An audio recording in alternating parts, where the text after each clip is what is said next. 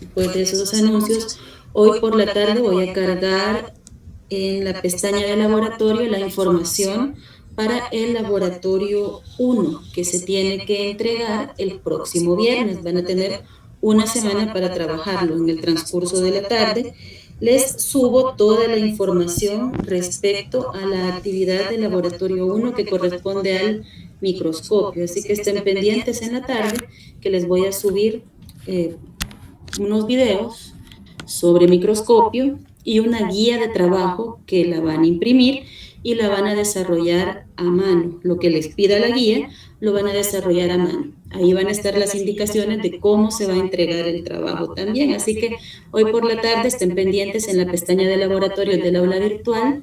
Allí va a aparecer la información respecto a esa actividad que es para el viernes 20 de febrero. Bien, el tema de hoy es agua y pH. Estuvimos viendo la clase pasada el nivel atómico y el nivel molecular de la vida a nivel de la célula. Hoy vamos a hablar de otros dos componentes que complementan la clase anterior, que son agua y pH. Vamos a estudiar, déjenme ver si puedo correr las diapositivas. Permítanme. La clase no se las voy a grabar, las clases de biología celular normalmente son presenciales. Hoy ha sido así porque no hay luz en la universidad. Las de química me parece que son las que se las grabo. Lo que tienen disponible es la presentación en el aula virtual, como todas las demás clases. Que no puedo activar. Voy a compartir. ¿Están viendo la presentación? Sí. Sí. Uy, Dios guarde. Yo no. Sí. Eso es el detalle. Ustedes la ven y yo no. Así estamos difícil. Esperen, voy a volver a compartirla porque ahorita ustedes la ven, pero yo no. Entonces, ¿cómo hacemos aquí? Aquí dice que está en el pantalla completa. Vamos a ver si sale.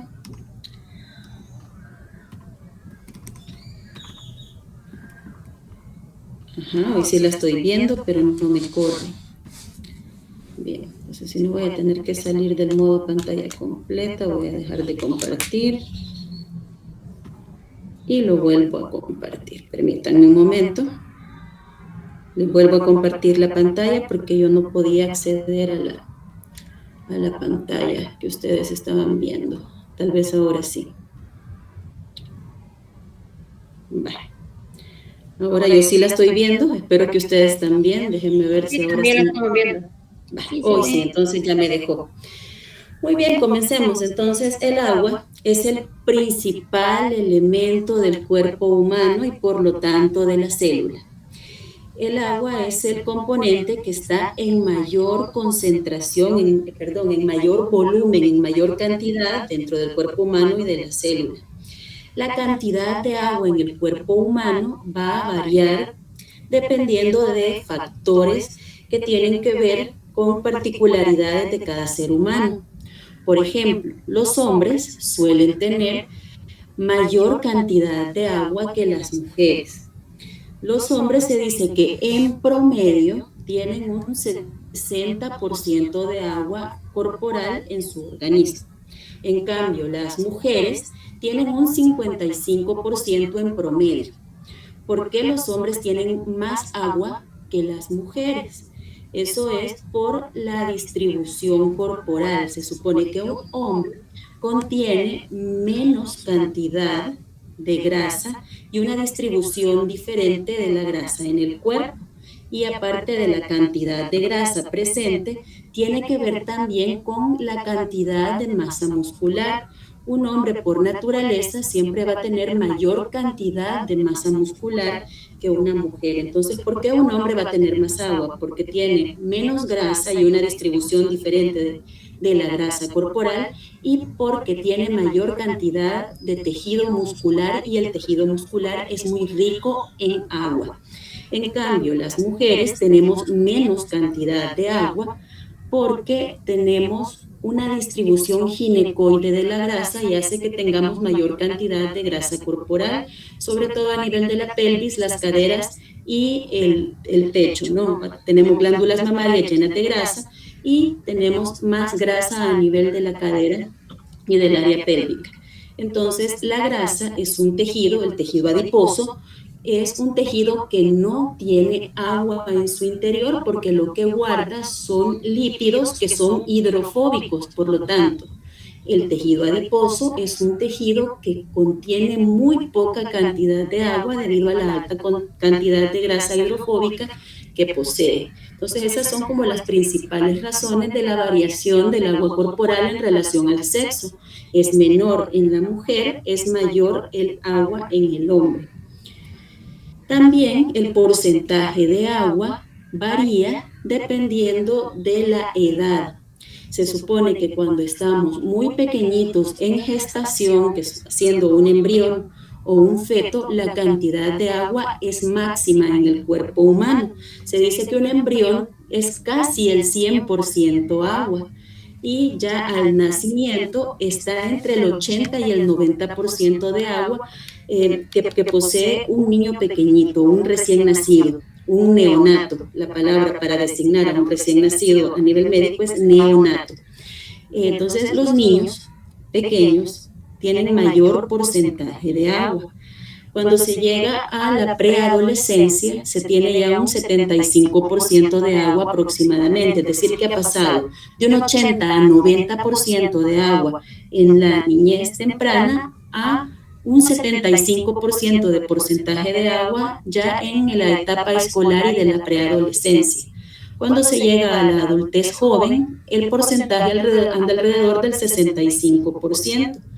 Pero después de los 40 años y cuando se acerca la edad del adulto mayor, el porcentaje de agua va disminuyendo cada vez más hasta obtener alrededor de un 50% para los adultos mayores. Es decir, que a mayor edad, menor porcentaje de agua corporal tendrá una persona. Y eso es porque a nivel de músculo se va disminuyendo la cantidad de esa masa muscular a medida que se envejece. Y eso hace que el cuerpo pierda agua, la piel pierde turgencia, pierde agua, empiezan a salir arrugas, se reseca más. Entonces, a nivel de los músculos y de la piel, hay una pérdida de agua a medida avanza la edad. Bien, entonces ahí pueden ver cómo varía el porcentaje de agua del cuerpo humano según la edad. Esta es la distribución general de cómo está el agua corporal. Les he dicho que para las mujeres en promedio es un 55% de agua, para los hombres en promedio un 60% de agua corporal. Entonces, ¿cómo se divide esa agua corporal? Se divide esa agua corporal en un 2/3, es decir, la mayoría es agua intracelular, está por dentro de las células, y 1/3 es extracelular. El compartimiento extracelular se divide en compartimiento intersticial o fluido intersticial y en el plasma. ¿A qué nos referimos con el fluido intersticial? El fluido intersticial es aquel que rodea a las células y baña a las células. Eso corresponde a un 80%, pero no es únicamente esa agua que baña las células. Dentro del compartimiento intersticial o fluido intersticial, tenemos también todos aquellos compartimientos que tienen líquido dentro del organismo. Les doy un ejemplo. Cuando hablamos del sistema nervioso central, el sistema nervioso central está formado por el cerebro y la médula espinal a nivel de la espalda. Esos dos componentes del sistema nervioso central están recubiertos por unas membranas que se llaman meninges. Entonces, entre los órganos del sistema nervioso central y las meninges queda una cavidad donde circula agua. Esa agua se llama líquido cefalorraquídeo y tiene una función de nutrición y de protección del sistema nervioso central. Entonces, dentro del fluido intersticial se incluyen esos fluidos que se encuentran en ciertos compartimientos, como por ejemplo el sistema nervioso central, que contiene al líquido cefalorraquídeo. Dentro de ese fluido intersticial también se incluye líquido, por ejemplo, que tenemos en el oído interno, que se llama endolinfa. o líquido que tenemos en las articulaciones, que se le llama líquido sinovial. Entonces, en los pulmones, por ejemplo, tenemos recubriendo algo que se llama líquido pleural. Todos esos líquidos que están repartidos en diferentes zonas del organismo recubriendo órganos también forman parte de ese fluido intersticial que tiene ahí un 80% dentro del fluido extracelular. El 20% lo constituye el plasma y vamos a ver de que adentro de los vasos sanguíneos vamos a ver circulando sangre que tiene un gran porcentaje de agua. ¿Cómo se le llama a la fracción líquida de la sangre? Se le llama plasma. Entonces, permítanme que me están poniendo un mensaje acá. Vamos a ver si lo puedo ver. Que le dé permiso. Espérenme, pues. Déjeme ver si le doy permiso. No tengo que salir de aquí donde estoy. Buenos días, dice Rodrigo Alejandro. Buenos días. Déjeme ver si tengo invitación, si me han mandado invitación. Walter Adonai.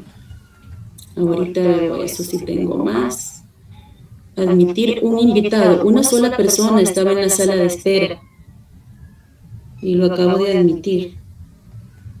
Bien, vamos a ver si me deja seguir presentando. Que cuando me salgo de la presentación, dejo de poder presentar. Quiero ver si hay alguien más ahí en la sala de espera. No, no tengo a nadie más. Quiero ver, dice contactos externos. No, no tengo a nadie más. Ya admití a las personas que estaban en espera. Bien, vamos a ver si se puede seguir. Bien. Voy a terminar con esta diapositiva. Luego me va a tocar volver a compartir. Otro invitado es. Permítame. Admitir a un invitado. Esperando admisión. Vale. Ya no tengo a nadie más. Bueno. Déjenme ver. Voy a volver a compartir. Porque si no la presentación se me traba. No sé por qué razón, siempre que me salgo de la presentación no puedo volver a ingresar. Ahora se la vuelvo a compartir. Bien, ahí estamos de nuevo.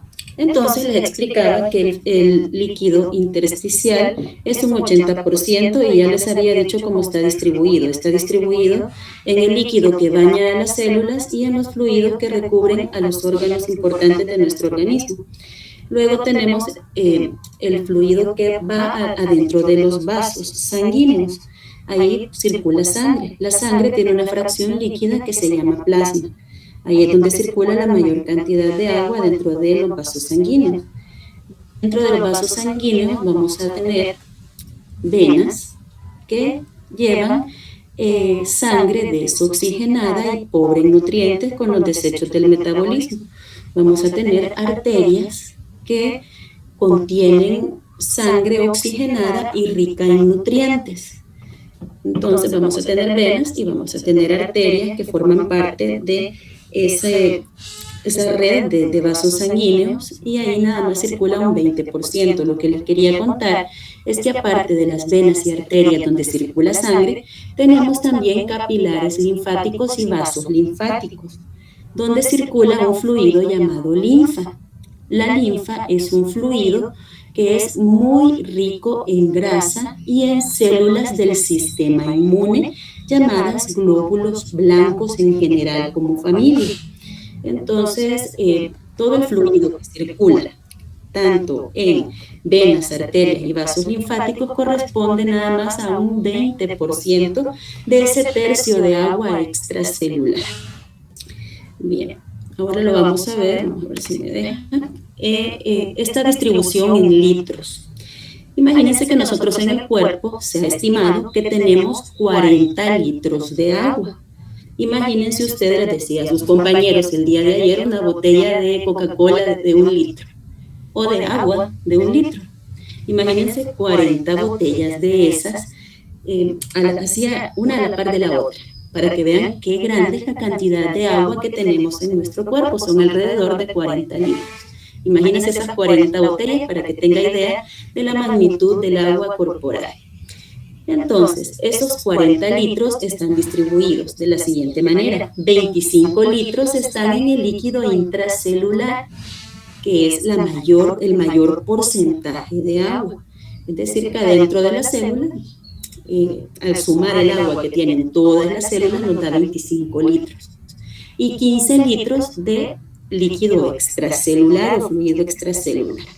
Dentro del líquido extracelular, 10 litros son intersticiales, es decir, el que rodea las células, y el que está distribuido en diferentes corporales, como les decía, el líquido cefalorraquídeo, el líquido sinovial en las articulaciones, el líquido pleural en los pulmones, la endolinfa en el oído, el humor acuoso y el humor vítreo, que es otra colección de agua que tenemos a nivel de los ojos, para que el ojo, el globo ocular, tenga un tono y una forma adecuadas.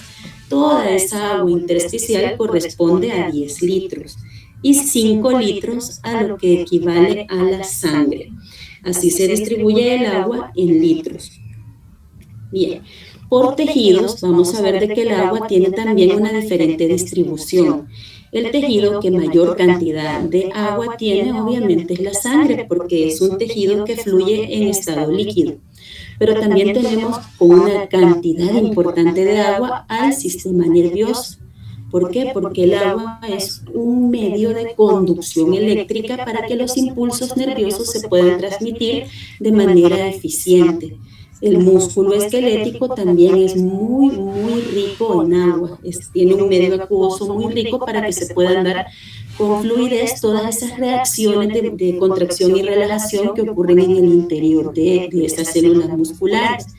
Tenemos que el tejido que menos grasa tiene, que menos agua tiene es el adiposo o la grasa. ¿Por qué? Porque la grasa es hidrofóbica, por lo tanto esas células tienen muy poca agua.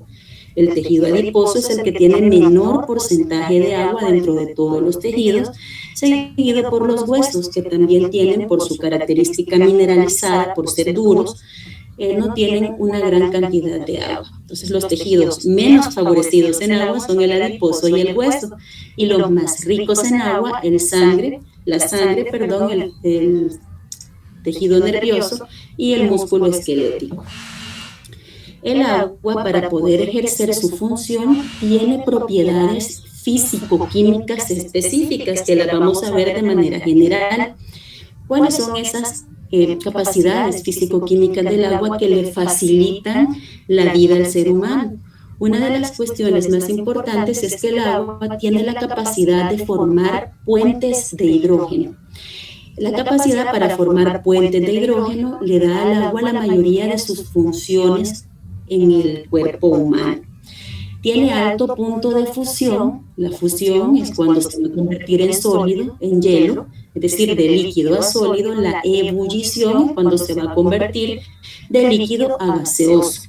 Entonces tiene altos puntos. El punto de fusión es 0 grados, el punto de ebullición son 100 grados. Entonces, entre 0 y 100 grados, el agua va a permanecer líquida y eso permite que nuestro cuerpo, en la temperatura en la que vivimos dentro del planeta Tierra, se mantenga nuestra agua corporal en estado líquido.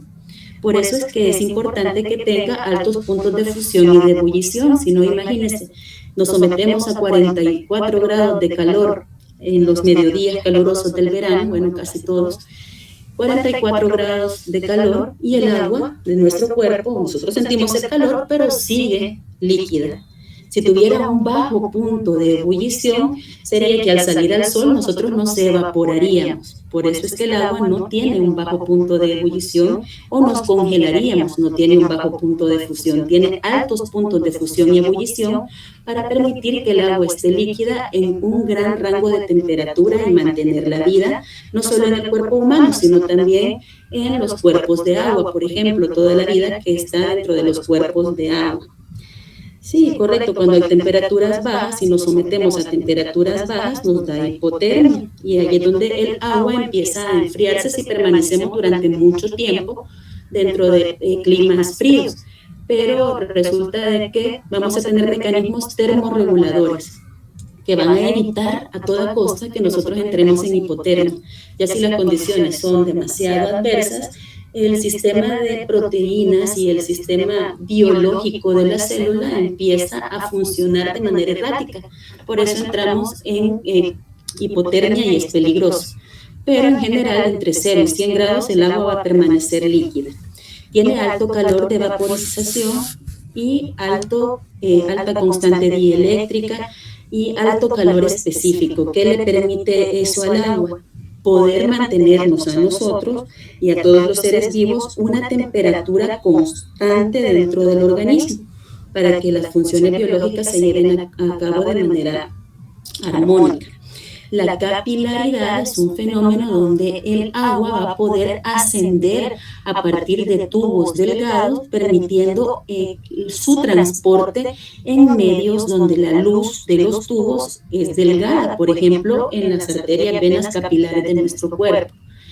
Y bueno, tenemos la cohesión, por ejemplo, que está en el centro, que le dan los puentes de hidrógeno, que le dan una alta tensión superficial, y eso permite que el gran volumen celular se mantenga constante gracias a la cantidad de agua intracelular que existe. Imagínense un globito lleno de agua. Usted lo aprieta, lo puede manipular fácilmente y no es fácil que se rompa. Pero si el globo está lleno de aire, por ejemplo, es más fácil que se reviente, o si está desinflado, es fácil que se deforme. Entonces, por eso es que el agua dentro de la célula funciona como ese globo que está lleno de agua, permite que la célula tenga un volumen y proteger estructuralmente las estructuras internas de la célula. Vamos a ver acá las funciones biológicas del agua. Luego se las voy a explicar con detenimiento. Esta diapositiva las resume todas. Y una cosa importantísima, la principal función biológica del agua es ser un disolvente universal, es decir, que permite solubilizar los componentes que están en el cuerpo humano. Luego, que es el medio donde ocurren todas las reacciones químicas. Como la célula tiene un gran contenido de agua en su citosol, es ahí donde ocurren las reacciones del metabolismo. Por eso se dice que el agua es el medio que permite que funcionen las reacciones físico-químicas en la célula. Es el vehículo donde se transportan sustancias. Ahí fluyen los nutrientes, fluyen los iones, fluyen los medicamentos cuando se están dando, tienen que viajar a través de la sangre, y el agua facilita ese transporte de todas las sustancias que el cuerpo necesita. Es estructural porque da volumen, participa en la termorregulación para que nosotros siempre tengamos una temperatura corporal constante. También tenemos acá que es imprescindible para el mantenimiento del pH, que lo vamos a ver más adelante en esta clase. Y el agua participa como sustrato y como producto en muchas reacciones del cuerpo, y ahora les voy a poner algunos ejemplos. Entonces, ¿cuál es la función más importante? Ser un disolvente universal, y eso gracias a que la molécula del agua tiene características importantes. La primera de ellas es que es una molécula dipolar. ¿Qué significa eso? Que tiene dos polos. El oxígeno, que es un átomo electronegativo, va a tener una carga parcial negativa, y los hidrógenos, que están enlazados por enlaces covalentes, compartiendo electrones con el oxígeno, van a tener una carga positiva parcial. Eso hace que en un polo la molécula de agua tenga carga positiva parcial y en el otro polo una carga negativa parcial. ¿Por qué es importante esas cargas parciales del agua? Esas cargas le van a permitir al agua establecer interacciones por carga con otras moléculas que están a su alrededor, y así permitir solubilizarlas. Por ejemplo, disolver la sal. Es un ejemplo muy claro que el agua, gracias a sus cargas, puede combinarse con las cargas de los iones que forman la sal, que son el cloro y el sodio, para disolverla. También puede ser de que estos hidrógenos que ustedes ven acá, esos hidrógenos, establezcan puentes de hidrógeno con otras moléculas de agua o con otras moléculas polares. O el oxígeno que está acá pueda establecer puente de hidrógeno con otra molécula de agua, compartiendo esa nube electrónica negativa con otro hidrógeno de otra molécula de agua. Entonces, ¿por qué el agua es el solvente universal? Por su estructura dipolar, porque tiene cargas parciales que le permiten combinarse con moléculas cargadas, o porque puede establecer, la segunda razón, porque puede establecer puentes de hidrógeno entre ella y otras moléculas de agua, o entre ella y otras moléculas polares. Eso lo vamos a ver ahorita. Bien, ahí pueden ver al agua formando puentes de hidrógeno. Aquí pueden ver la estructura del agua compartiendo electrones. El hidrógeno comparte electrones con la capa de valencia del oxígeno, estableciendo estos enlaces covalentes. Acá pueden ver los demás electrones del oxígeno generando una nube electrónica con carga parcial negativa, y eso le da su carácter dipolar. Y eso le permite establecer puentes de hidrógeno para crear redes. Ahí pueden ver el agua enlazada, una molécula de agua con otra, generando que el agua tenga alta cohesividad y alta tensión superficial, porque todas las moléculas de agua se entrelazan entre sí a través de puentes de hidrógeno. Y va a ver usted que cada molécula de agua tiene capacidad para hacer 4 puentes de hidrógeno con otras moléculas de agua. Entonces, a partir de una molécula de agua se pueden establecer 4 puentes de hidrógeno con otras 4 moléculas de agua. Ahí pueden ver la molécula de agua que está en el centro. Está estableciendo un puente de hidrógeno entre el hidrógeno y el oxígeno de otra molécula de agua. El otro hidrógeno también está enlazado con otra molécula de agua, y a partir de la nube electrónica negativa que tiene el agua en el oxígeno, se establecen 2 puentes de hidrógeno más con otras 2 moléculas de agua, generando 4 puentes de hidrógeno por molécula de agua, y eso le permite al agua enlazarse entre sí. Por eso es que el agua tiene cohesión y tensión superficial. Si ustedes nunca han experimentado, yo sé que sí, a lo mejor sí han experimentado esa tensión superficial del agua. Si usted se quiere lanzar a una piscina, pero no ha aprendido bien a tirarse y cae de panzazo, ahí puede experimentar en carne propia la tensión superficial del agua. Entonces, ¿por qué le duele a usted al caer de un solo sopetón al agua? Por la cantidad de puentes de hidrógeno que está formando el agua. Entonces, ahí usted puede experimentar a nivel físico los puentes de hidrógeno. Puede sentir los puentes de hidrógeno que forma el agua, sintiendo el dolor que le causa la caída. Si usted está dentro del agua, en una piscina, y quiere correr, va a sentir de que el agua se opone al movimiento cuando usted quiere avanzar adentro del agua. Y ahí se da cuenta usted de que es el agua, a través de esa tensión superficial y cohesión que le dan los puentes de hidrógeno, los que oponen esa presión. Bien, entonces aquí pueden ver al agua como solvente. Aquí había una molécula de sal, de cloruro de sodio, pero como se puso en contacto con un medio acuoso, porque usted se le echó, por decirle algo, al limón que tenía para echarle al mango verde, no están los terrones de sal, los cristales de sal, sino que la sal se solubiliza por el componente acuoso que estaba ahí presente en la solución. ¿Qué hace entonces? Va a ver que el cloro, que es negativo, se une con el hidrógeno que tiene carga parcial positiva. Entonces, todos los hidrógenos con carga parcial positiva de las moléculas de agua de la solución rodean al cloro, separándolo del sodio. El sodio se queda rodeado por la carga negativa parcial del oxígeno, y así se solubiliza el cloruro de sodio y en agua y otras especies iónicas que puedan haber, sales que puedan haber dentro del organismo, se disuelven de esta manera gracias a que el agua tiene ese carácter dipolar. El agua sirve como solvente porque también establece puentes de hidrógeno. Lo que tienen acá, por ejemplo, en verde, es una molécula de glucosa, de azúcar. Entonces, si usted le pone azúcar al fresco y lo mueve, le pone energía cinética, lo que está haciendo es que las moléculas de agua que componen esa bebida, este fresco de horchata, póngale ahí, van a entrar en puentes de hidrógeno con los OHs presentes en la molécula de glucosa. La molécula de glucosa tiene abundantes grupos hidroxilo, es decir, grupos OH en su estructura. Cada grupo OH de la glucosa va a establecer puentes de hidrógeno con el agua, solubilizando el azúcar, creando una solución. Así cuando usted se bebe el fresco, si usted lo revolvió bien, ya toda el agua estableció puentes de hidrógeno con los componentes del azúcar y así no va a haber los cristales de azúcar. Otro ejemplo de molécula polar es el etanol. Este que tienen acá es el etanol. Para los que no saben qué es el etanol, es el alcohol etílico, es el alcohol que se encuentra en las bebidas alcohólicas que se pueden consumir a nivel social, como la cerveza, el whisky, ¿sí? El aguardiente y todo lo que ustedes se puedan imaginar contienen etanol.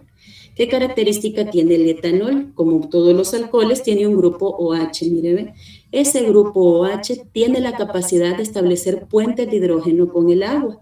Y como en nuestro cuerpo hay tanta agua, fácilmente el etanol se solubiliza y se absorbe. Por eso al tomar el primer trago ya empieza usted a sentirse un poco más alegre, por esa capacidad que tiene el etanol de disolverse en el agua a través de los puentes de hidrógeno. Entonces la formación de los puentes de hidrógeno hacen que el alcohol pegue rápido, ¿sí? Sobre todo si el estómago está vacío, se absorbe y el agua del cuerpo lo distribuye uniformemente en los tejidos. Entonces, estos son ejemplos de por qué el agua es un solvente universal. La razón, establecer puentes de hidrógeno con moléculas polares. El ejemplo que está aquí es la glucosa y el etanol, pero dentro de nuestro organismo tenemos muchísimos otros compuestos polares que son solubilizados por el agua. Bien, y ahí pueden ver que la capacidad de hacer puentes de hidrógeno también le permite al agua transportar. Van a ver que dentro de los vasos sanguíneos todos los nutrientes, todos los componentes que viajan en la sangre se solubilizan y avanzan alrededor del flujo sanguíneo, siguiendo el flujo sanguíneo gracias a que los puentes de hidrógeno pueden, como son débiles, formarse y romperse continuamente. Se dice que un puente de hidrógeno solo dura unas fracciones de segundo y se rompe y se forma otro y luego se rompe y se forma otro. De esa manera el agua ayuda a ir empujando a todas esas moléculas, transportándolas a través de los vasos sanguíneos o a través de la membrana de la célula para que los líquidos o las sustancias entren a la célula. Entonces van a ver que el agua tiene una función transportadora. ¿Gracias a qué? A la formación múltiple de puentes de hidrógeno que se rompen y se forman nuevamente. También tiene una elevada tensión superficial y capilaridad. Gracias a eso es que puede dar estructura, puede lubricar las articulaciones, puede subir a través de pequeños tubos, a través de pequeños vasos, como sucede en nuestros capilares, y eso es lo que permite que fluya más fácilmente en vasos sanguíneos, como los capilares, que son de pequeño diámetro, son muy finitos. Puede lubricar a través del líquido sinovial en las rodillas, por ejemplo. Ahí tenemos la imagen de una articulación que tiene líquido sinovial en su interior y esa tensión superficial del agua le permite servir como un lubricante entre los huesitos. El agua, que está presente en el citosol, ahí pueden verla en celeste, sirve de base para que allí ocurran todas las reacciones químicas metabólicas más importantes dentro de la célula. Entonces el agua dentro de la célula es el principal medio donde ocurren las reacciones metabólicas. Bien, aquí podemos ver el alto calor de vaporización, la alta conductividad térmica y el elevado calor específico. Esto hace que el agua permanezca en una temperatura constante a nuestro interior. La temperatura corporal, por lo general, anda entre los 36,5 a 37,4 en ese rango y ahí se mantiene gracias a que el agua tiene estas tres características. Entonces, ahí cuando usted empieza a hacer ejercicio, por ejemplo, y hay mayor actividad metabólica, usted va a empezar a expulsar agua a través de la piel, o si se va a poner al sol o a caminar al sol, va a empezar a sentir que el agua sale a través de la piel. A eso se le llama sudoración. Y es algo totalmente normal. ¿Qué función tiene la sudoración entonces? Que cuando llega a la superficie de la piel se va a evaporar y al evaporarse se enfría la superficie corporal para que no siga elevándose la temperatura. Y es así como el agua tiene una función termorreguladora para que la temperatura se mantenga en el rango que les mencioné, que es de los 36,5 a los 37,4 grados centígrados o grados Celsius. Si se eleva más la temperatura, se puede afectar la función de las proteínas en la célula, por ejemplo, y va a empezar a tener síntomas determinados que lo vamos a ver cuando veamos las proteínas. Aquí pueden ver al agua participando dentro de reacciones químicas. El agua puede ser un reactante, es decir, que puede participar en la reacción o puede ser producto después de que la reacción se lleva a cabo. En esta primera que tienen acá es una reacción de hidrólisis, que son muy comunes en la digestión dentro de nuestro organismo, en la digestión de los nutrientes. Entonces va a ver usted acá que tenemos un disacárido. Esto es un carbohidrato, se llama lactosa, y está formado por 2 unidades de monosacáridos. Eso lo van a ver en la próxima clase. Entonces la glucosa y la galactosa se unen a través de un enlace que lo pueden ver aquí representado con un oxígeno que se llama enlace glicosídico.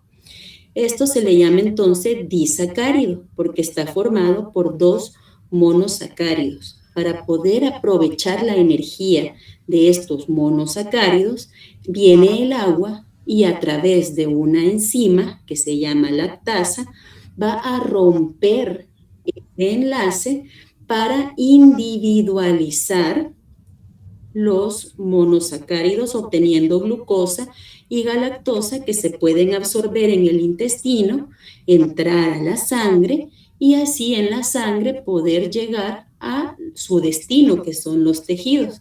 La glucosa y la galactosa son captadas por la célula y adentro de la célula van a sufrir una degradación llamada glucólisis para poder generar energía a partir de estas moléculas. ¿Dónde está presente la lactosa? En la leche. Entonces, cada vez que usted consuma productos lácteos o leche, la lactasa va a actuar a través de una reacción de hidrólisis donde la molécula de agua permite romper el enlace, queda añadida en estas moléculas y así ya están listas para aprovecharse. Ahora, ¿qué pasa? Fíjense que hay mucha gente en este tiempo que es intolerante a la lactosa. Entonces, ¿qué sucede con esas personas? Tienen deficiencia en esta reacción de hidrólisis porque la lactasa no se está produciendo en su intestino. La enzima no se está produciendo, entonces no puede ocurrir esta hidrólisis que usted ve acá. Entonces, ¿qué pasa? Esta lactosa se queda en el intestino, se va para el intestino grueso, ahí tenemos algo que se llama microbiota. La microbiota son millones de bacterias que trabajan en el intestino descomponiendo elementos y trabajan a nuestro favor. Entonces, esas bacterias descomponen la lactosa, la fermentan y crea gases y crea compuestos que pueden generar diarreas, dolor de estómago, dolor en el intestino, inflamación, etc. Entonces, para que vean cómo funciona esa intolerancia a la lactosa. ¿Qué es lo que está fallando? La reacción de hidrólisis de la lactosa por deficiencia de lactasa.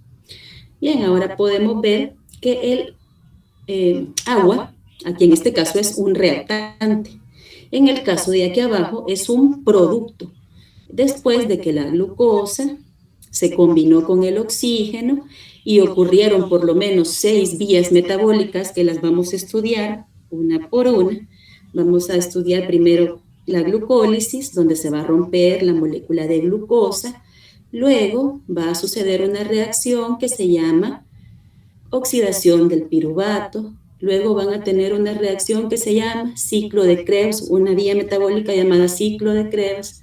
Luego viene la cadena transportadora de electrones, la fosforilación oxidativa y después de todo ese proceso, la glucosa se descompone en CO2, en agua y en ATP. Entonces, todo ese proceso de la respiración celular lo vamos a estudiar dentro de la materia y lo van a terminar de fijar en bioquímica. Pero, ¿qué es lo importante aquí? Que vean que cuando la glucosa se degrada en la respiración celular, se produce agua. Entonces, esto se suma al agua corporal, el agua metabólica se suma al agua corporal que tenemos ya en la célula. Bien, entonces en este caso el agua participa como producto y en el primer caso participa como reactante.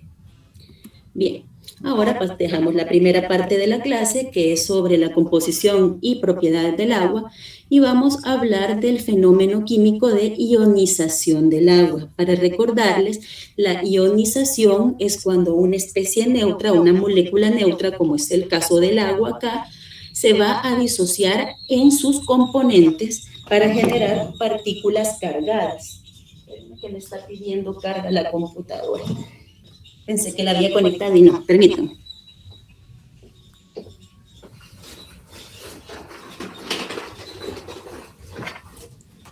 Y he perdido el cargador aparte.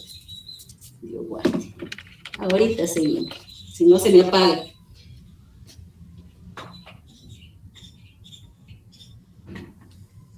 Ok, hoy sí, perdón. No la había conectado. Entonces, ¿qué es la ionización? Es cuando una molécula neutra como el agua se separa en sus componentes generando partículas cargadas. Aquí pueden ver dos moléculas de agua. Miren, vean, el rojo es el oxígeno, el azul es el hidrógeno. Entonces, el agua se va a separar o se va a dividir, formando uno de estos hidrógenos se va a pasar a otra molécula. Y a esto va a quedar en forma de H3O. A eso se le llama ion hidronio y tiene carga positiva. Ion hidronio con carga positiva. Y el otro se va a llamar hidroxilo y van a quedar un oxígeno y un hidrógeno nada más y tiene carga negativa. Entonces, ¿qué es la ionización del agua? Es la separación del agua en sus componentes.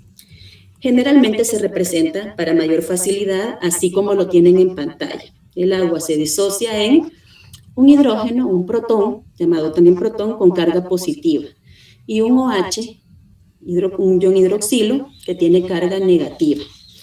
Entonces, se pusieron a estudiar 1 litro de agua en condiciones de agua pura, es decir, que no estaba combinada con ningún otro elemento, a 25 grados centígrados. Estudiaron la composición de 1 litro de agua en esas condiciones y se dieron cuenta de que una pequeñita fracción del agua, no es que toda el agua se disocie, dentro de ese litro de agua, imagínense la botella de litro que les había dicho de agua, no de Coca-Cola, porque la Coca-Cola tiene otra disociación, sino que de agua, imagínense 1 litro de agua. Dentro de esa botella, lo que está sucediendo es que 1 por 10 a la menos 7 moléculas de agua se disocian. Entonces, ¿cuál es la cantidad de los componentes que se generan? Tenemos que la cantidad de iones hidrógeno presentes en 1 litro de agua es de 1 por 10 a la menos 7. Y la cantidad de OH es igual, de 1 por 10 a la menos 7. ¿Sí? Hasta ahí me han entendido. El agua se disocia en protones y iones hidroxilo. Y la cantidad, estos se van a disociar en la misma cantidad. Entonces habrá la misma cantidad de protones que de iones hidroxilo. ¿Y cuál es esa cantidad? 1 por 10 a la menos 7 de cada uno de ellos. Y entonces, aquí les muestro, miren, ve, ¿qué significa 1 por 10 a la menos 7? Significa que en 1 litro de agua la concentración de iones hidrógeno va a ser de 0.00000001 molar o moles por litro. ¿A qué se refiere eso? Que es una cantidad muy pequeña la que hay en el agua de iones hidrógeno y de iones hidroxilo. Entonces, un señor de apellido Sorensen, que fue un danés, él empezó a encontrar una manera de manejar estos datos de una manera más sencilla, porque no es tan sencillo manejar datos con tantos ceros o exponenciales, como en el caso de 10 a la menos 7. Entonces, a él se le ocurrió que a este valor que ustedes ven aquí de 0.000001 o 10 a la menos 7, le iba a sacar el logaritmo negativo. Le hizo una operación matemática y el resultado fue que al hacerle logaritmo negativo a esta cantidad se vuelve un número entero más fácil de manejar y de entender. Y fue ahí donde nació el término pH, que significa potencial de hidrógeno, que cuando lo queremos definir, lo podemos definir como la cantidad o la concentración de iones hidrógeno presentes en una solución determinada. Matemáticamente se define como el logaritmo negativo de la concentración de iones hidrógeno. Y como la concentración de iones hidrógeno es de 1 por 10 a la menos 7, al sacarle el logaritmo negativo queda 7. Por lo tanto, el pH del agua es 7. Entonces, a él se le ocurrió hacer una multiplicación entre los protones y los OH. Multiplicó 1 por 10 a la menos 7 por 1 por 10 a la menos 7, que era el valor en el que se disocia cada uno de esos componentes del agua. Y así le dio un valor de 1 por 10 a la menos 14. Y a eso le llamó producto iónico del agua, o KW. KW significa producto iónico del agua. Y ese producto iónico del agua con 14, con ese menos 14, igual le sacó el logaritmo negativo y así se creó una escala de 14 puntos. ¿Sí? Y es ahí donde surge esta escala. Miren, ¿ve? Una escala que va del 0 al 14. ¿Por qué tiene 14 puntos? Porque el producto iónico del agua es de 1 por 10 a la menos 14. Y para manejarlo como número entero, pues lo convirtieron a 14. Entonces ahí se saca esta escala. En esta escala tenemos que el 7 es el valor neutro. ¿Qué significa el 7? El 7 significa que existe la misma cantidad de iones hidrógeno que de iones hidroxilo. Por eso se dice que el agua es neutra. ¿Por qué el agua es neutra? Porque se disocia en la misma cantidad de iones hidrógeno que de iones hidroxilo, que es de 1 por 10 a la menos 7. Entonces tenemos que el agua es el centro de la escala. Todo lo que esté hacia la región que aparece aquí roja, es decir, cuando va disminuyendo la numeración, todo lo que sea menor a 7 se le va a llamar ácido. Y todo lo que esté por arriba de 7 se le va a llamar alcalino. Entonces, ¿cuál es la relación del contenido de iones hidrógeno con esta escala? A medida va bajando la numeración, la cantidad de iones hidrógeno aumenta. Es decir, que a menor número de pH, mayor concentración de iones hidrógeno. Y cuando los números van aumentando, a mayor valor de pH, menor concentración de iones hidrógeno, estableciendo una relación inversamente proporcional. Y cuando es inversamente proporcional es cuando hay una relación entre dos parámetros, uno sube y otro baja. Entonces acá, si tenemos el pH, a mayor pH, menor concentración de iones hidrógeno y viceversa. Siempre van a ser contrarios. Uno sube y otro baja. A eso se le llama inversamente proporcional. Es una reacción inversamente proporcional. ¿Sí? Por eso mismo, no sé si me había equivocado, es inversamente proporcional. Bien, y entonces, acá pueden ver que el pH es un elemento muy importante para el organismo. El pH de la sangre tiene un valor entre 7,35 y 7,45. Entonces, cuando a ustedes le pregunten por el pH fisiológico, vamos a pensar en un rango que va de 7,35 a 7,45, con un promedio de 7,4, pero generalmente se maneja como rango. pH fisiológico va de 7,35 a 7,45 y ese es el pH al que se encuentra la sangre oxigenada, la sangre arterial. ¿Sí? Si baja el valor de pH en nuestro organismo abajo de 7,35, nuestro organismo estará en una condición llamada acidosis. Entonces, todo pH abajo de 7,35 se considera acidosis y todo pH arriba de 7,45 o mayor a 7,45 se le llama alcalosis y son los dos trastornos ácido-base más comunes dentro de la condición médica. Es más común la acidosis que la alcalosis, ya vamos a ver por qué. Este valor de pH en nuestro organismo se tiene que mantener constante porque es el valor al que todos los componentes de la célula están diseñados para trabajar. Cuando nos salimos de ese rango, ya los elementos biológicos como las proteínas ya tienen problemas para ejercer sus funciones. Por eso es muy importante que se mantenga el pH entre 7.35 y 7.45. Bien, acá pueden ver el pH de los principales fluidos de nuestro cuerpo. Acá pueden ver dentro de los valores los que se salen. La mayoría estarán cercanos al pH fisiológico, cerca del 7.4. Pero habrán algunos, como el jugo gástrico, que tienen el pH más bajo dentro de todo el organismo. Entonces, ¿cuál es la sustancia más ácida que tenemos dentro de nuestro organismo? El jugo gástrico. ¿Por qué? Porque tiene un alto contenido de ácido clorhídrico, que le da la característica ácida al jugo gástrico. Su pH es de 1 a 3. Como es un pH bajo, hay una mayor concentración de iones hidrógeno en ese jugo, porque el ácido clorhídrico libera esos hidrógenos y es una sustancia rica en iones hidrógeno. Por eso es que el pH es bajo. Y tiene que ser así porque ese pH ácido le ayuda al estómago a degradar los elementos que nosotros comemos para empezar la digestión.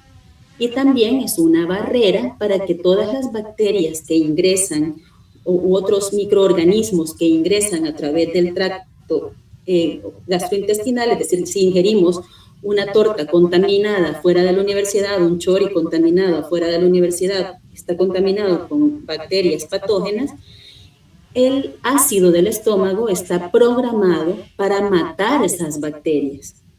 Entonces, esa es la primera barrera para cuidar, la primera barrera que tiene nuestro cuerpo para que no ingresen elementos patógenos a través de lo que comemos. Por eso es importante que el jugo gástrico tenga un pH ácido. Si ustedes ven el valor de los demás compuestos, vamos a tener también este otro valor del jugo pancreático, que es uno de los fluidos más alcalinos que tenemos en nuestro organismo. Tiene un pH arriba de 8. ¿Sí? ¿Por qué es importante que el jugo pancreático tenga un pH elevado, que tenga una menor concentración de iones hidrógeno? Es importante porque el jugo pancreático se libera en el intestino después de que la comida salió del estómago al intestino. ¿Y cómo viene esa comida? Viene llena de ácido. Y el intestino no está preparado para trabajar con ácido. Entonces el jugo pancreático neutraliza el ácido del estómago. Por eso es importante que a ese nivel se produzca un fluido alcalino. ¿Sí? Y van a ver otros elementos que tienen una variación en el pH, como es el caso del sudor y de la orina, que pueden tener un rango de pH muy amplio. Entonces, ese rango de pH amplio en la orina es porque es a través de los riñones que filtran la orina que se pueden eliminar mayor cantidad de protones si es necesario o disminuir la cantidad de protones que se excretan si es necesario. Entonces, ahí se regula parte del pH del organismo. Por eso, si tenemos un exceso de iones hidrógeno en nuestro organismo, salen por la orina y ahí el pH de la orina baja. Pero si no tenemos ese exceso, pues no se va a excretar y va a bajar, y entonces el pH aumenta. Eso va a depender. Me preguntaban por ahí, medio leí la pregunta, que qué sucede con el reflujo. El reflujo es cuando el ácido del estómago asciende hacia el tejido esofágico. Es decir, que hay una debilidad en la entrada del estómago. En la entrada del estómago tenemos un esfínter que se llama cardias. Cuando ese esfínter pierde tensión o pierde tono, el contenido ácido del estómago sale al esófago. El estómago está preparado para tener pHs ácidos, así está diseñada su biología. El esófago no soporta tener pHs ácidos. Entonces, cuando el ácido del estómago toca el epitelio del esófago, este se irrita porque no es su ambiente natural y entonces da una sensación de quemar el esófago. Se siente una sensación de ardor o de quemadura en el esófago por el ácido del estómago. Pero eso sucede por una debilidad en esa parte de la entrada hacia el estómago. hicieron más preguntas que ahorita no voy a verlas porque la gastritis tiene otro mecanismo. No sea estresado, el que tiene gastritis respire profundo, haga yoga, acepte todo lo que le pasa y la gastritis va a mejorar. Tiene otro mecanismo, pero no me detengo ahí porque ahora, si no, no terminamos la clase a tiempo. Lo van a ir conociendo en el camino. La gastritis tiene que ver con la producción del ácido clorhídrico. Bien, continuamos. Vamos a hacer una pausa en lo que venimos hablando del pH para recordar esta teoría. Unos científicos químicos establecieron el concepto de ácido y el concepto de base. Para Bronsted y Lowry, un ácido, y eso se lo tienen que aprender, es una especie química, una molécula que en disolución acuosa es capaz de ceder o donar protones, es decir, suelta iones hidrógeno de su estructura. Y la base es una sustancia que es capaz de aceptar protones, pero no donarlos, sino aceptarlos. Entonces, un ácido es una molécula, una especie química que dona protones, que cede protones o iones hidrógeno. Y la base es aquella sustancia química que los acepta. Y eso es muy importante para entender cómo se regula el pH en nuestro organismo. Una acotación que la tienen allí escrita es que el ácido y la base van a ser elementos que están presentes dentro del organismo. Una de las sustancias que puede actuar como ácido o como base es el agua, porque puede captar protones o puede soltar protones. A eso se le llama que tiene un carácter anfotérico o anfótero. ¿Por qué el agua es anfotérica?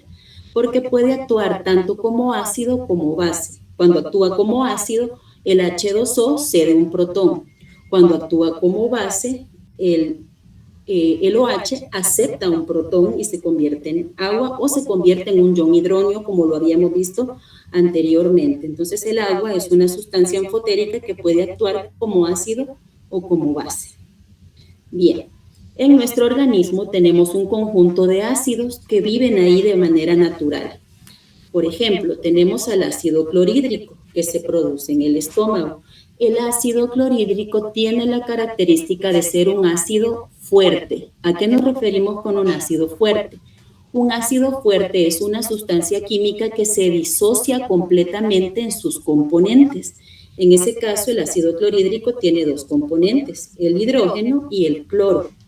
Entonces, se va a disociar y se va a separar totalmente en sus componentes. Entonces, cuando se ioniza, produce un catión, es decir, un hidrógeno o un protón, se le llama también, y va a producir un ion cloruro con carga negativa porque ha perdido el hidrógeno.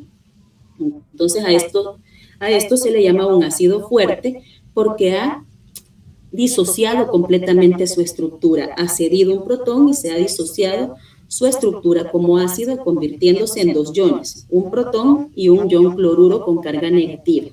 Lo mismo sucede con el ácido sulfúrico. El ácido clorhídrico, como les mencionaba, está presente en el estómago. El ácido clorhídrico se produce allí en la mucosa gástrica y tiene un nivel determinado de volumen, de cantidad. Si se excede la producción de ácido clorhídrico, se puede generar lo que me preguntaban, la gastritis, porque el ácido clorhídrico se disocia en protones, entonces hay una mayor carga de iones hidrógeno cuando hay una sobreproducción de este ácido por una preocupación, por estrés, por comidas condimentadas, etcétera, se genera mayor concentración de iones hidrógeno. El exceso de acidez irrita la mucosa gástrica. Ahora bien, aquí está el ácido sulfúrico. El ácido sulfúrico lo podemos encontrar en pequeñas proporciones a nivel del intestino, donde está la microbiota. La microbiota produce ácido sulfúrico a partir del procesamiento del azufre que hay en el organismo.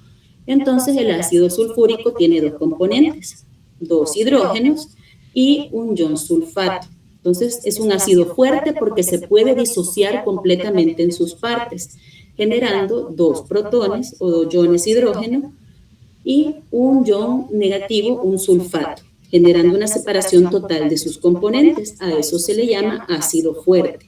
Y estos son dos ejemplos de ácido fuerte en el organismo. Luego tenemos ácidos débiles. La mayoría de los ácidos son ácidos débiles en nuestro organismo. Aquí en la imagen aparecen tres ácidos débiles muy importantes. Tenemos el ácido beta-hidroxibutírico, que es este que está aquí arriba. Abajo tenemos el ácido acetoacético. ¿De dónde vienen estos ácidos? Estos ácidos se producen cuando tenemos un tiempo prolongado de ayuno de manera normal. Si usted se va a dormir y pasan 12 horas sin comer, después de 12 horas de ayuno, nuestro organismo va a fabricar estos compuestos. Se les llama cuerpos cetónicos y son ácidos débiles. ¿Por qué? Porque no se van a disociar completamente. Si ustedes ven aquí la estructura, tiene, mire, 1, 2, 3, 4 carbonos en línea. Es una estructura orgánica. Entonces, ¿qué es lo único que se va a disociar? El hidrógeno final. Entonces, solo ceden un protón, pero no se disocian completamente. El resto de la molécula queda tal cual es, formando una base. Cuando este ácido débil se disocia, se libera un protón y queda un ion, que es el beta-hidroxibutirato. A esto se le puede llamar base conjugada. Base conjugada. ¿Sí? Acá tenemos el ácido acetoacético, es un cuerpo cetónico también, que es un ácido débil, que no se disocia completamente, solo disocia un protón, se libera ese hidrógeno y queda una base conjugada o una sal llamada acetoacetato, con carga negativa. Acá abajo tenemos al ácido carbónico. El ácido carbónico es un ácido débil muy abundante en nuestro organismo, que se disocia en protón y ion bicarbonato. Ahí van a ver que queda un HCO3, a eso se le llama ion bicarbonato. Entonces, cuando un ácido débil se disocia, se libera un hidrógeno y siempre queda una parte que es un componente aniónico, es decir, una molécula cargada negativamente, que se llama base conjugada. Todos los ácidos fuertes van a disociarse en sus componentes y no tienen esta característica. Los ácidos débiles liberan un protón, pero siempre dejan una base conjugada con carga negativa. Bien, este cuadro aparece en una bibliografía que se las he subido también ahí junto con los demás libros, es una bioquímica, la van a utilizar para el siguiente ciclo. Entonces, aquí aparecen la bioquímica de Marx, aparecen acá el nombre de muchos ácidos débiles que tenemos dentro de nuestro organismo y que se producen en el metabolismo normal de una célula.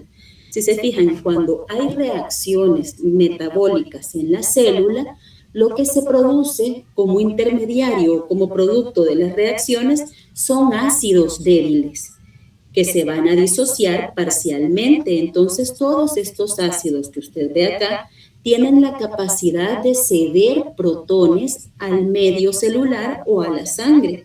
Y eso haría que aumente la concentración de iones hidrógeno, ya sea en la célula o en la sangre. Pero ¿qué pasa? Dentro de nuestro organismo se tiene sí o sí que mantener el rango de 735 a 745 en la sangre, o un rango cercano a la neutralidad también en la célula. ¿Cómo se hace para que todos estos protones de todos estos ácidos metabólicos no afecten significativamente el pH? Tienen que existir mecanismos para control de pH, que hoy solo los vamos a conocer de manera general. Tenemos a los sistemas amortiguadores, al sistema respiratorio y al sistema renal. Los tres actúan en conjunto y ahora vamos a ver cómo lo hacen. Los amortiguadores también se les llama buffers y los amortiguadores tienen siempre una pareja de compuestos, es decir, que constan de dos elementos, un ácido débil y su base conjugada o sal. Entonces vamos a tener que existen las dos formas en nuestro organismo. Vamos a tener que una parte del ácido acético está como ácido. Una parte del ácido acético en el organismo va a estar como base. Entonces así están divididos dentro del organismo. Si entran protones o se liberan protones dentro del organismo, ¿quién va a actuar? Va a actuar la base, porque tiene esta carga negativa que puede absorber ese protón que esté en el medio. Entonces la base capta este protón y se forma el ácido acético y así no queda el protón suelto. Ahora bien, si entra un ion hidroxilo, es decir, una base, ¿quién va a actuar? Va a actuar el ácido. ¿De qué manera lo hace? Liberando este hidrógeno, combinándolo con el OH y forma agua, y el agua no va a causar variaciones en el pH. Entonces, esa es la forma de actuar de un buffer. ¿Cuáles son los buffers principales de nuestro organismo? El buffer bicarbonato ácido carbónico. El bicarbonato se escribe así, HCO3. El ácido carbónico es H2O3. Estos dos son uno de los buffers más importantes a nivel extracelular, funciona en la sangre. Igual que la hemoglobina, va a tener esa característica de tener efecto extracelular, es decir, que la hemoglobina es una molécula que transporta oxígeno, pero tiene la función paralela de poder captar o soltar hidrógeno dependiendo de la necesidad. Adentro de la célula funcionan las proteínas, generando dos especies, ¿sí? El proteinato y la proteína, y estas dos, el proteinato tiene capacidad de absorber protones y la proteína de liberar protones, ya sea que se quiera amortiguar un ácido o una base. El buffer fosfato es otro que tiene esa característica que actúa como regulando el pH a nivel intracelular. Entonces, estos dos del centro, proteínas y buffer fosfato, son intracelulares. La hemoglobina, hemoglobinato y el bicarbonato ácido carbónico son extracelulares en la sangre. Bien, estos son los amortiguadores principales. No me detengo ahí porque ya les expliqué cómo funciona un buffer, luego lo leen. Pasamos al segundo elemento que regula. Lo primero que actúa regulando el pH son los buffers o amortiguadores. Si se requiere una ayuda para regular el pH porque hay una situación que está sacando de equilibrio en nuestro cuerpo, entra el sistema respiratorio. Nosotros tenemos dentro de lo que respiramos que ingresa oxígeno. Cuando se procesa la respiración celular, se produce CO2.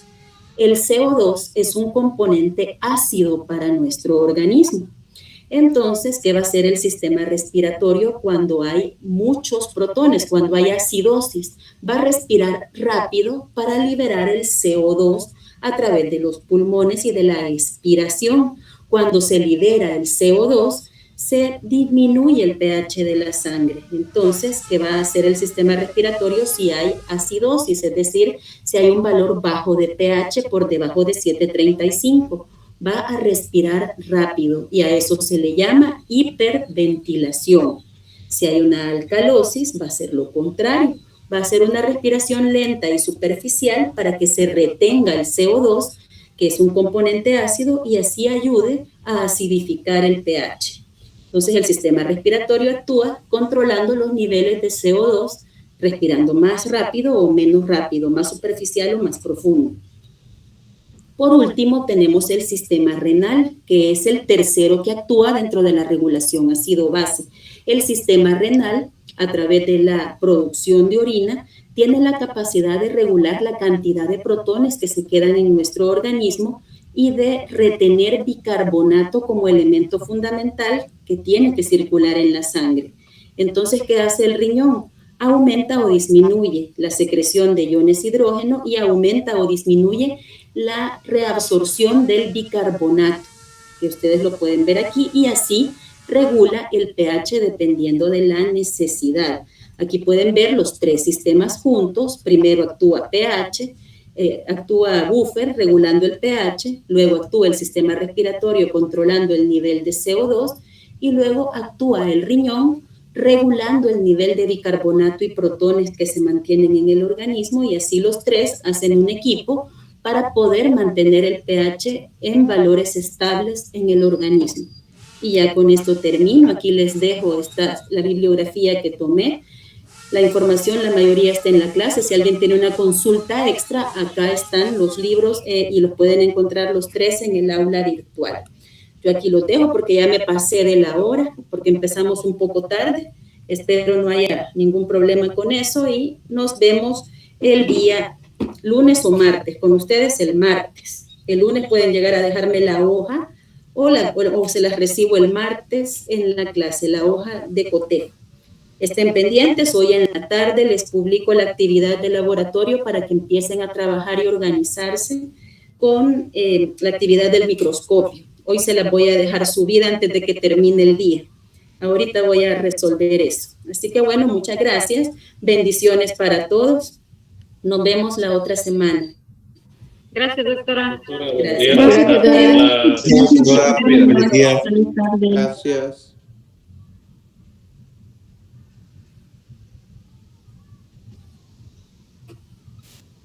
Gracias, adiós. Adiós.